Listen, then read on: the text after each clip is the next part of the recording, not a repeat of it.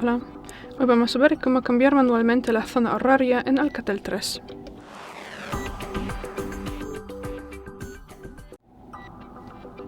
Pasamos a los ajustes, luego tendremos que acceder a la pestaña Sistema y luego entramos en Fecha y Hora aquí.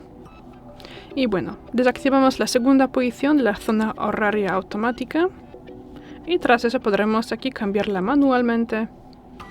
Bueno, en mi caso será por ejemplo, no sé, Ljubljana, pues la marcamos y ya, hecho. Y si más luego, por alguna razón, queremos regresar a los ajustes que tuvimos anteriormente, a los datos proporcionados por la red, tendremos que regresar aquí y volvemos a marcar esta posición y ya, es todo. Gracias por ver el vídeo, danos un like y suscríbenos. Hasta luego.